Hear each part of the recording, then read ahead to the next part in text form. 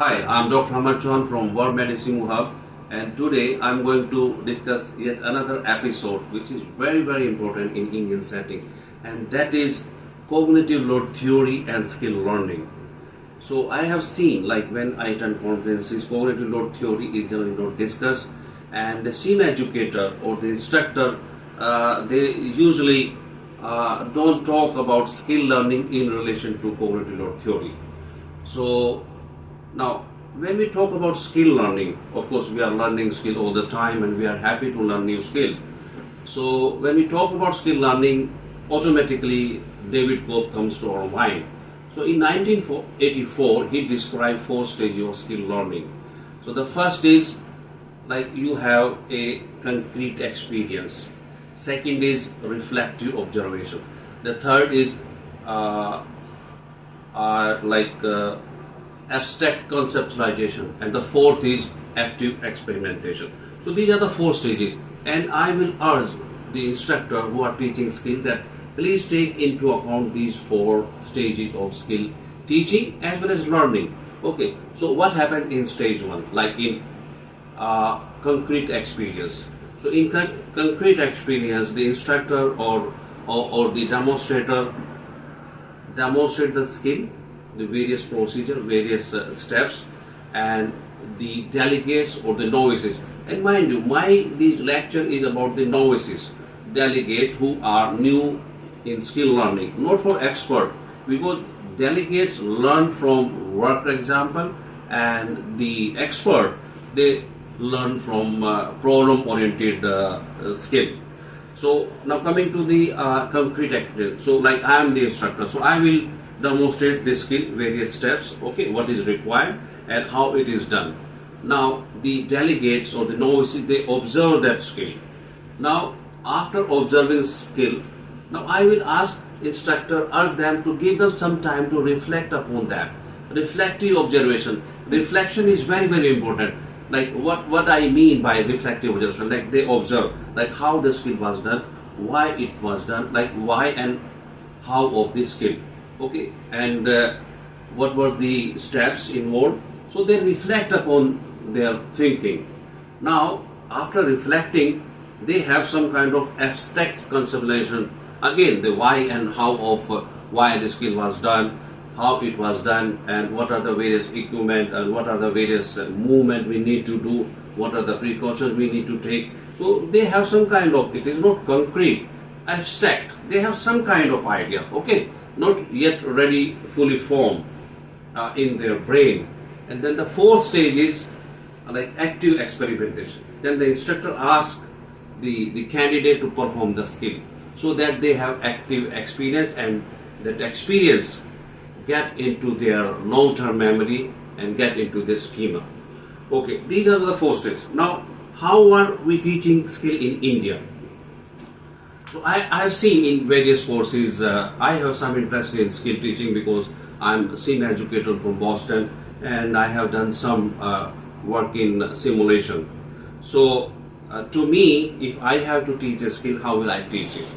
So first of all, like let's discuss the cognitive load theory. So the CLT by John Sweller is very important. It's not only for school teacher, it is our medical instructor also, for ourselves also. So where he talks about how learning take place, first we have to understand how we teach and how learning take place. So basically, I will not go into the detail, but I will just touch upon three things. That is the extraneous load, the intrinsic load, and the working memory. So these are very important for our skill learning. So extraneous load is like the instructor mode, the instructions, like we give instruction to a candidate, but that should not be too many. There should not be too many and very complex setup. So otherwise the working memory, which I'll come to later on, will get overwhelmed. Okay, so we must try to decrease extraneous load by reducing our instructions, because sometimes I have seen there are 8 or 9 instructions and the skill is only on 3 lines, 3 sentences. So that way, this is not the right teaching. The second is the intrinsic load. Intrinsic load is like, which is the German load. We need to have that load in order to learn the skill. Now the most important thing is the working memory.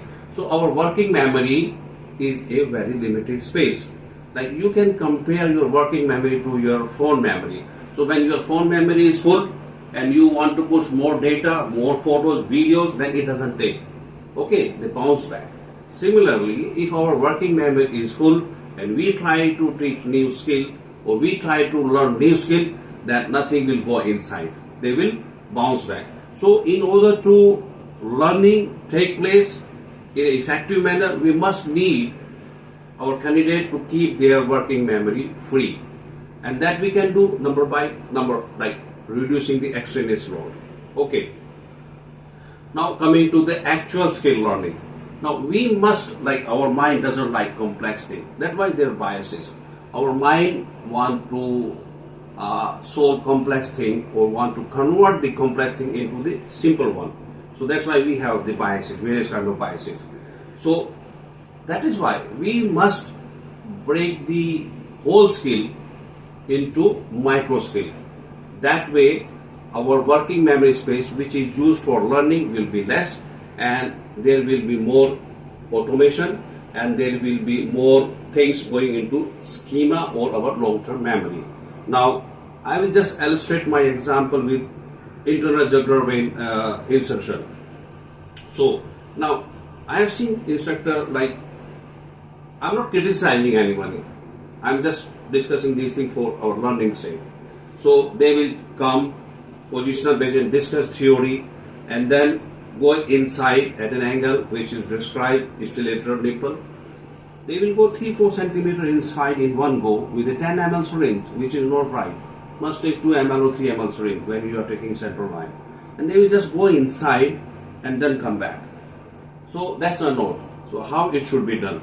Now I have to insert IJV, I have to teach. So first of all, we take 2 to 3 ml of syringe, and then my first micro skill will be introduction of the needle and getting the flush of the blood.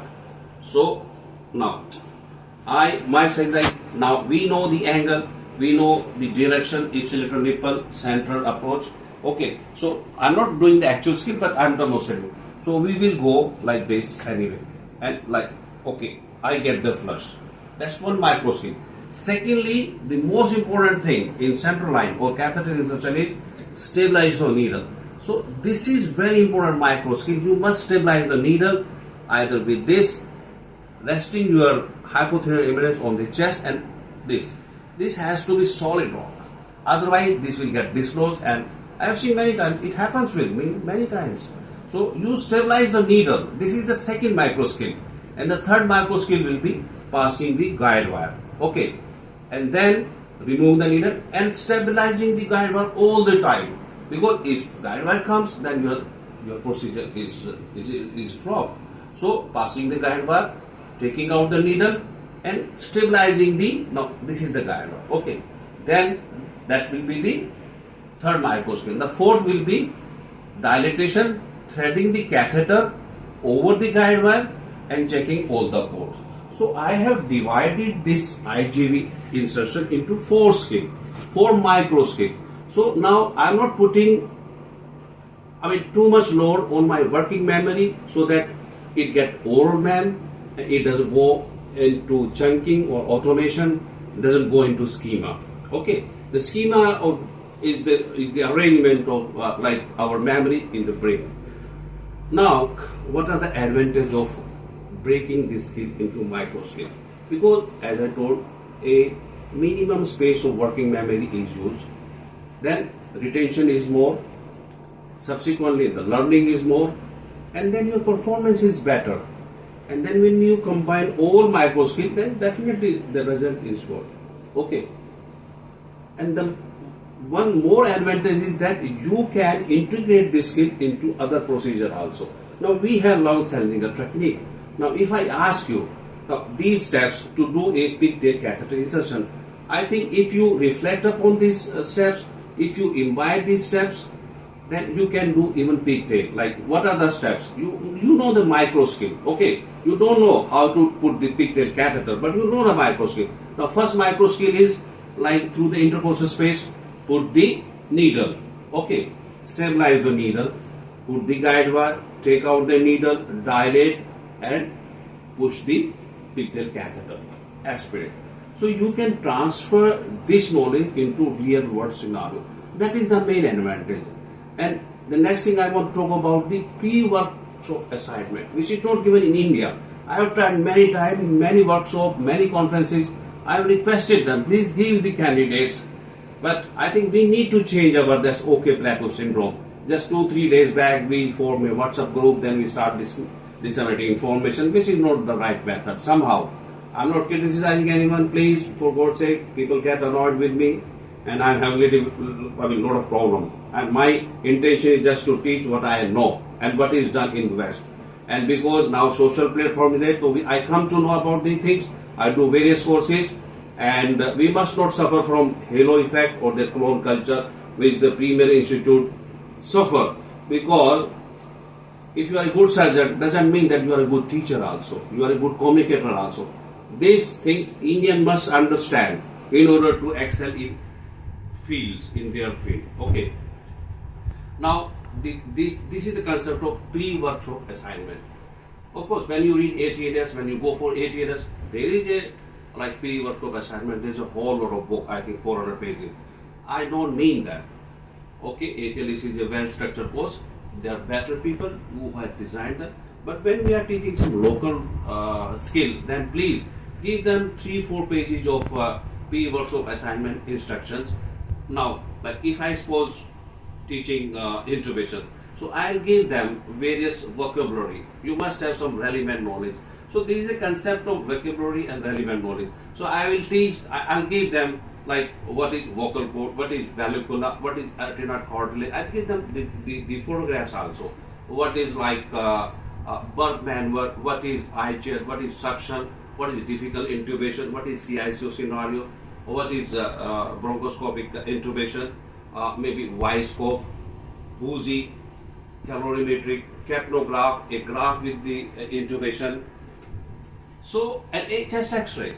So when these things candidate learn, and it's not only learning, just going through those vocabulary and the relevant knowledge, they must reflect upon those which they have just learned and find out their challenges, so that they know what they are going to learn which is lacking in their armamentarium. So that it is not like you are coming, you are just learning the skill, not imbibing anything, not reflecting upon, because there is a paucity of time. I have seen that we don't have much time when we are teaching skill. So we can, again, we are basically decreasing extremist load because they are coming prepared, and then we don't have to discuss all this theoretical part. We can go directly to the skill.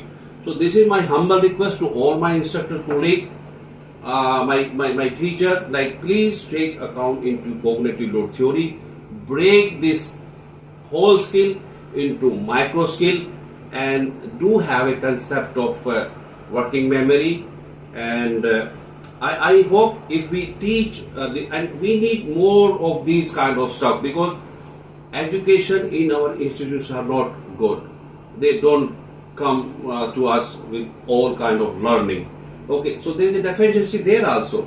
So to cover their deficiency, we must teach what is good for us, what is easily learnable, doable, and retainable. Thank you very much.